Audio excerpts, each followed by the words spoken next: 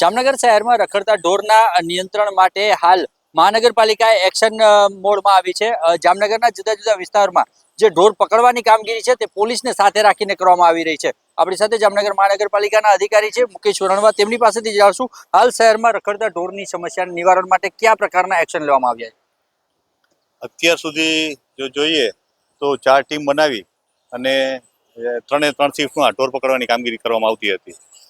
હવે એને આગળ વધારી, કારણ કે એમાં પણ લોકો ઢોર છોડાવવા માટે, ઢોરને ભગાડવા માટે આ રીતના સતત આવતા હોય, જેના કારણે રોડ ઉપર જ્યારે ઢોર દોડે ત્યારે ઘણા લોકોને જાનહાની થવાની શક્યતાઓ રહેતી હોય છે. એટલે આને નિવારવા માટે થઈ અને જે પોલિસી કેટલ પોલિસી 2023 આવેલી છે, જેનો અમલ 1/4/2024થી કરવામાં આવેલો છે.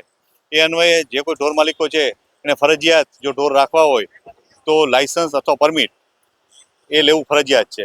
જો કોમર્શિયલ યુઝ હોય તો એને લાયસન્સ લેવું પડે અને પર્સનલ યુઝ હોય તો એ લોકોએ એની પરમિટ લેવી પડે છે. પરંતુ 1 વર્ષ થવા છતાં હજુ સુધી કોઈ એક એપ્લિકેશન પણ કરવામાં આવેલી નથી, જેને ધ્યાને લઈ અને આજ રોજ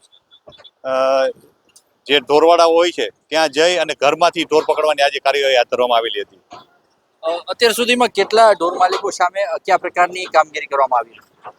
આજે જલારામ નગરમાં અમે ગયેલા હતા અને ત્યાં જે ઢોરવાડા છે તેના ઢોરવાડામાંથી ઢોર પકડવાની કામગીરી આજે કરવામાં આવેલી હતી. અને ત્યારબાદ તેઓ દ્વારા બાંયધરી આપવામાં આવી કે 5 દિવસની અંદર એ લોકો ઢોર જે છે અને જામનગર શહેરની બહાર શિફ્ટ કરી દેશે.